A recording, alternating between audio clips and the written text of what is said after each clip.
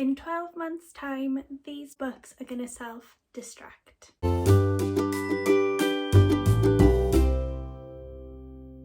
For today's video, if I don't read the following 12 books in 12 months, they're going to self-destruct. So basically that means these books that are on my TBR, I have to read within 12 months, otherwise I'm going to have to unhaul them. This sounds quite harsh, but I've seen it going around and I think it's such a good idea and it's definitely going to make me pick up these books. I'm going to hold myself accountable to this video. I can't remember the person who came up with the idea. I think it was Becca and the books. A lot of these books have been sitting on my shelf since the end of 2017. I know some of these I had for Christmas just after I set up my blog, and that was in 2017. So that goes to show you how long these books have been sitting on my shelves unread for. And for no real reason, to be honest, other than the fact that I keep putting it off and putting it off. But they're all books that I'm excited to read and I picked up for a reason, or I asked for a reason. So it just makes no sense for them to be sitting on my bookshelf, gathering dust and not being read. There's a mixture of books here. We've got some thrillers, we've got some fantasy, we've got some contemporary, there's some chick lit. I've gone for like a wide variety of options because you know that I like to read as widely as possible. A lot of these are YA books, and if there were any that I was gifted, I think one of them is, I will mention and obviously disclose that. But yeah, I just need to finish these books. I need to get them out of the way because the likelihood is I'm going to really enjoy them and there's just no reason why I've not read them yet. But the first one, I still can't believe I've not read. I bought it because there was so much hype surrounding it, and I know the second book is come out now and I still haven't read the first one, but it is Children of Blood and Bone. This is a YA and it's like a sort of, I think it's magical realism slash fantasy. It sounds absolutely brilliant. I know there's good representation in this book and I don't know why I've not read it yet. It's just one that's just been sitting on my bookshelves and I know that I'm going to enjoy. I think it's partly because it's got like fantasy elements, and even though I do enjoy fantasy books when I read fantasy books, there's just something about fantasy as a genre that is a little bit daunting to me, so I tend to put it off reading just in case I don't enjoy it, but the likelihood is I'm going to enjoy this book. So yeah, that's the first one. The second one is another sort of fantasy book, but it's more of a retelling of a fairy tale, and it's Stepsister. This is one that I was gifted. I was gifted this in the SBC meeting, which is the Swansea Bloggers Collective, and we get sent books by the publishers and we review them. I was really looking forward to reading this, and I think I did read the first couple of pages and then I ended up putting it down, but as you can probably guess, this is a Cinderella retelling. I don't know why I've not got around to it yet because it sounds brilliant. It sounds like something I'm going to enjoy. I just need to read it, to be honest, because it's been too long. The third book is another fantasy. As you can see, there is a little bit of a theme here, and this is one that so many people love, and I mean it's a series and the series has finished now, and I think there's even a spin-off series starting for this book, but I still haven't even read the first book, and it is Caraval. I love this edition. I think it was from Tesco's. It was like a Tesco exclusive, and it sprayed edges. Love sprayed edges. And yeah, I picked up this book because my friend Sarah, she absolutely loves this series. I remember when she reviewed this book, I was like, oh, I really need to read this. It sounds brilliant. Like, not gonna lie, the cover did attract me to it. I still haven't got around to reading it, and I've had this on my shelf for about 2 years now, so I just need to read the books. The fourth book is another YA, and this is one that so many people love. It is A Good Girl's Guide to Murder by Holly Jackson, and this book I purchased mainly because there was so much hype surrounding it, so this is definitely like a book Twitter made me buy this. It sounds brilliant. It sounds like everything I would enjoy. It's about, like, I think it's a murder that's been solved by the police, but then there's a teenager who's like, this doesn't sound right, so she does her own like investigations to figure out like who actually was the murderer. And yeah, I know I'm gonna really enjoy it. I love a good whodunit book. I purchased this mainly after the hype because I knew that Holly Jackson was going to be in Yalk in 2019, and I did queue up to get her to sign the book, but the queue was absolutely massive, and I knew that like by the time it got around to me, like I would probably like be in the cutoff where I wouldn't get the book signed, so I didn't bother. The fifth book is another YA, and it is The Roanoke Girls, and it's by Amy Engel, and this is one of the books that my boyfriend bought me the first Christmas I was blogging, and I still haven't read it. This was definitely a case of book blogging made me buy it. I heard a lot of people talking about this book, and I saw that it was quite short, and I was like, this sounds right up my street. I think it is quite like a weird one. I'm not sure if it's sad. I don't really know. I keep getting this book and the next book, which is We Were Liars muddled up. I don't know why. I think they might have come out like a similar time. Let me have a look. 2017.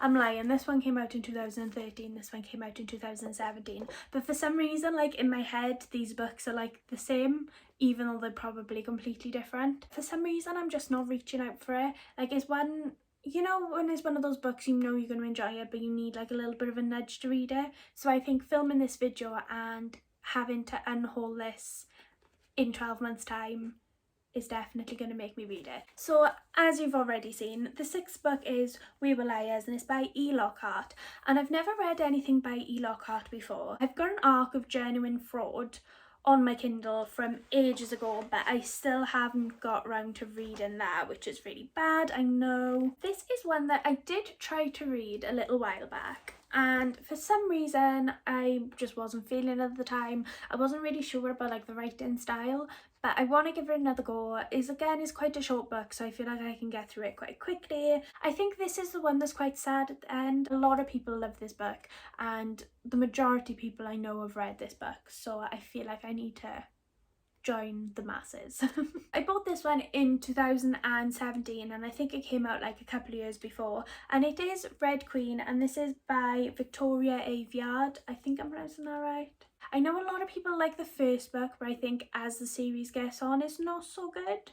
Oh my god, these are pretty much all YA books. Probably like, why have you got so many YA books on your shelf if you've got like loads of Stephen King in the background? When I first started blogging in 2017, the majority of the bloggers that I knew, that I followed, were mainly YA bloggers. When I started reading again after uni, because I put off reading for a long time because I studied English literature at uni, like the thought of reading books, because I'd read so many for my degree, just wasn't appealing to me. So then when it came back to like reading after like 3 years of not reading very much, like of books that I wanted to read in my spare time, I didn't really know like what sort of genres I wanted to read. As I said, like I do like to read quite widely, so I was just looking for all of the book recommendations, and a lot of these books on this pile are ones that I was recommended when I first got into blogging, and they were ones like a lot of people were talking about at the time, so I felt like, oh, if everybody's talking about it, then I need to read the books as well.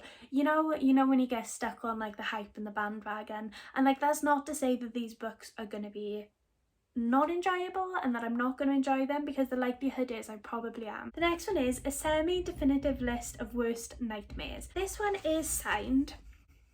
Can you hear Bilbo? That is the baby gate going into the kitchen.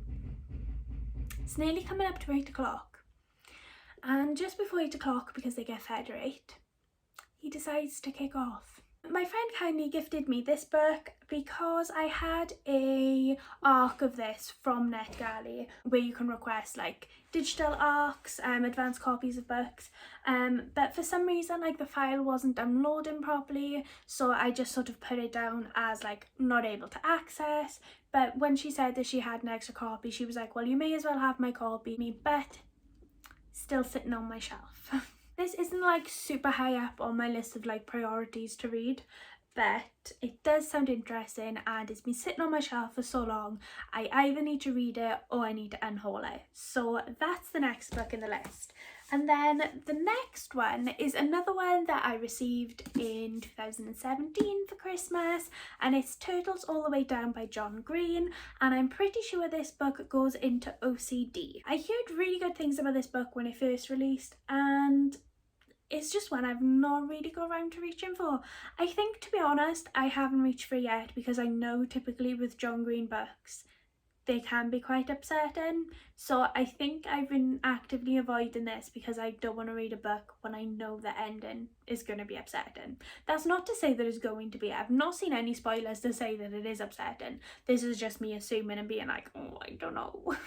You know? The last YA book on my list is It Only Happens in the Movies, and it's by Holly Bourne. And Holly Bourne is like one of the queens when it comes to YA books. Like, so many people love her books, and I have read Am I Normal yet. I listened to the audiobook of it, but I don't think the audiobook was the best format for me, just because I wasn't that fond of the narrator, and I felt like it was good, but I did have issues with it in some places in regards to like the content and how it deals with like anxiety and that sort of thing. But obviously, you know, it is subjective and everybody experiences anxiety in different ways, so even though I think it might have not been the best representation, for somebody else it could have represented anxiety perfectly. But anyway, this one I picked up in 2017, 2018.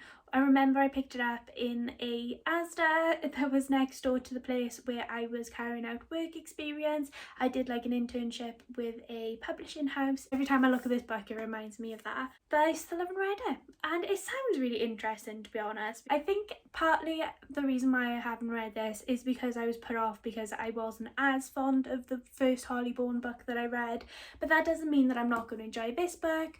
And even though YA contemporary romance isn't something I necessarily reach for as much anymore in comparison to like chick lits that are adult books, I still think that I am going to enjoy this, and I am looking forward to reading it. The last two books are chick lits. The first one is The X Factor by Eva Woods, and I think I picked this up in the works in like the 3 for £5 deal. And basically this is about 4 friends who have 4 ex-boyfriends, and they all decide to swap ex-boyfriends and go out with each other's ex-boyfriends, which I think is like a super interesting concept. I've not seen a book do anything like this before, which is why I was like, I need to read this book. And basically is sort of like to figure out whether like it was just because the 2 people who used to be in a relationship were incompatible, or whether, you know, like the boy is a little bit trash, that sort of thing. And yeah, it just sounds really interesting. I feel like there's gotta be like some form of like jealousy and drama, and like, ooh, every time I think about it I'm like, oh, I've got to read that book soon, and then I just don't end up picking it up. I think because it's been sitting on my shelf for so long, I'm used to just looking at it and not reading it. And then the last one, I won this back when Goodreads used to do like competitions, and at the time I'd never heard of this book before, but since then I've heard so many people talking about it, and it's one of the like chick lits that everybody loves. If you want like a chick lit, this is one of the ones that like everybody recommends and everybody talks about, and it is The Hating Game, and it's by Sally Thorne. And yeah, just everybody loves it, don't they? And at the time, like, I'm not sure if you used to do it back in the day, but when Goodreads used to put up like all the different competitions and stuff, I pretty much used to enter like all of them. I'd be like, oh, here we go, you know, I might find a new book that I enjoy. And I entered this one because I thought it sounded interesting at the time, but after winning it, I quickly realised that enemies to lovers is not my favourite trope. And what is this book? Enemies to lovers. but in recent times I have been known to enjoy a book or two that has enemies to lovers. I feel like I've avoided this book for far too long, and I'm now in a position where I can appreciate the enemies to lovers a bit more, only if it is true enemies to lovers though. So this is going to self-destruct in 12 months if I don't read it, but I feel like I've not given it a proper chance if I do unhaul it, because so many people love this book and I feel like I need to know what the hype is about. That is all of the books that are going to self-destruct in 12 months if I've not read them.